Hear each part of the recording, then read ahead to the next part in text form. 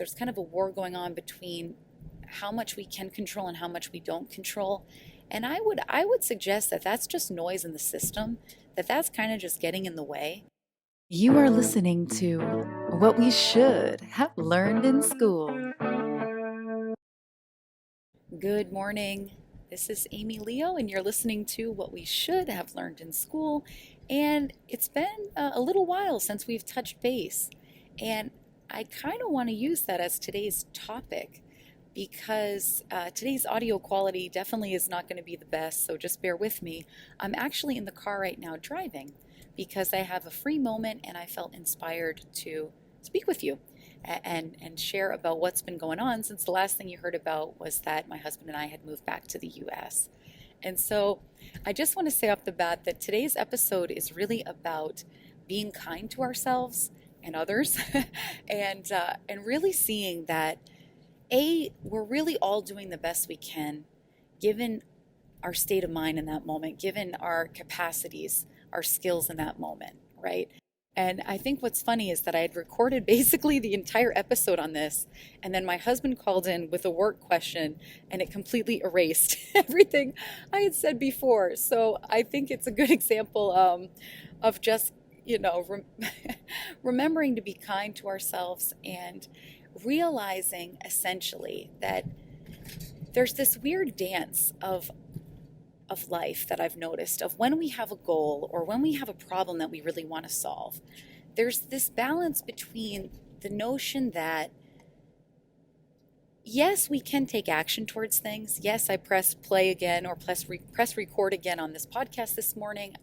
Yes, you can go out and apply for a new job. Yes, you can consolidate your debt, right? These are all actions that we can take.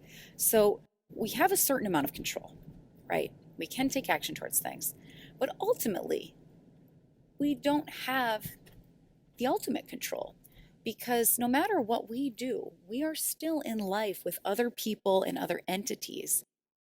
And so it's really a collaborative experience and a collaborative effort in a way as to how fast the things happen that we want to happen, right? So often, and I think I've noticed this being back in the States, it's really a culture of bigger, better, faster, and instant gratification of really wanting to see results right now.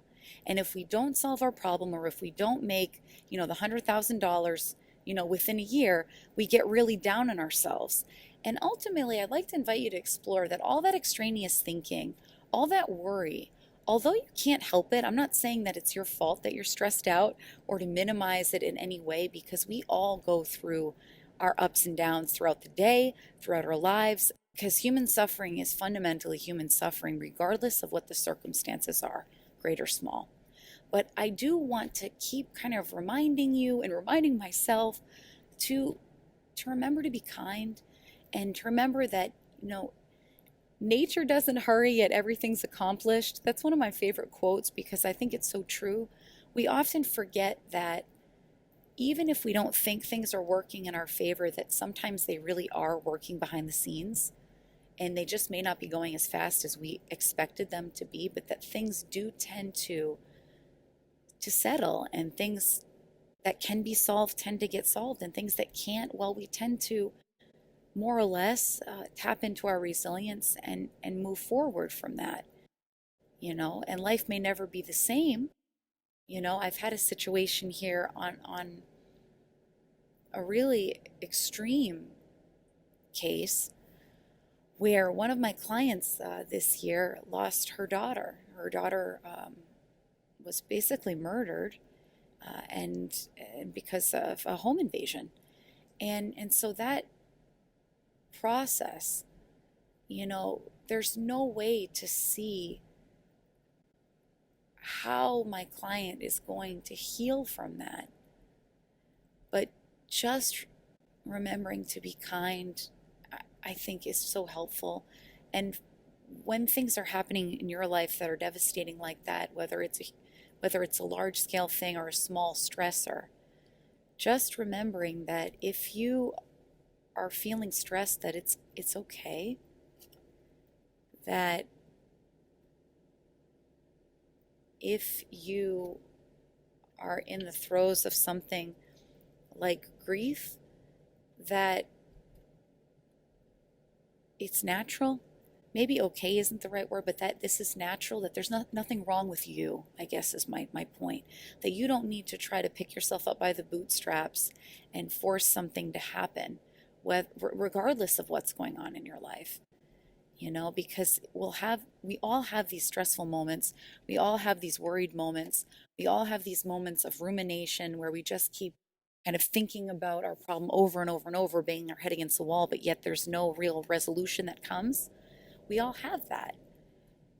And it's real to us and it's painful. And we also have this natural ability for the mind to quiet.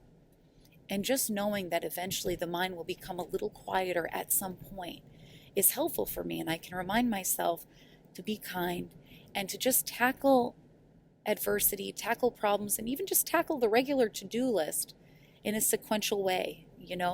This time of year, I'm usually working 12 to 14-hour days, 6 days a week. So it's not that I couldn't wake up at 4 o'clock in the morning and put out my podcast. I could. And for some people that works.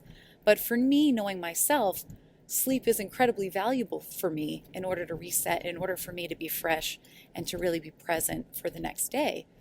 So that's okay. There's nothing wrong with me not getting a podcast out every week during this time. I guess that's kind of my point. So whatever that is for you, again, I just encourage you to be kind. We're all doing the best we can. And to remember that there's this balance in our heads sometimes. There's kind of a war going on between how much we can control and how much we don't control. And I would suggest that that's just noise in the system, that's kind of just getting in the way, and that we really do have within us the resources and the resilience to move forward and approach issues as they come up in our life in the way that is going to work for us, because everybody is different. And that's the truth of it. So, this podcast is never about minimizing anyone's pain or anyone's grief. It's never about that.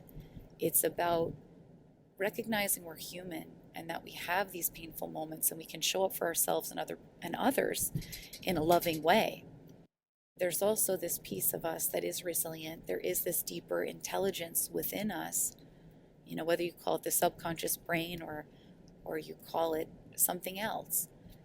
We can be incredibly resourceful. Those aha moments can hit us, those lightning strikes of a new perspective.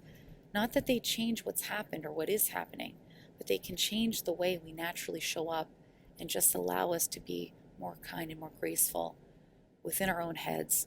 And that's ultimately where it's going to start, because that's our direct experience with the world. It's always with ourselves.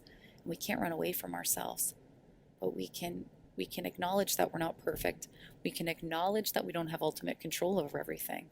And when we start to see the truth of that, and we begin to stop fighting, is said another way, when we begin to stop fighting, that egoic tendency to want to always be right and want to always fix things right away, there's something really powerful and dare I say magical that happens when we're aware that we're just human and we remember that we're all just human, ourselves and our loved ones. So I'm thinking of you a lot today on this blustery November day, and I look forward to speaking with you again soon. You've been listening to What We Should Have Learned in School. I'm your host, Amy Leo. Until next time, because there will be a next time. Take care of yourself. Stay curious and keep rockin'.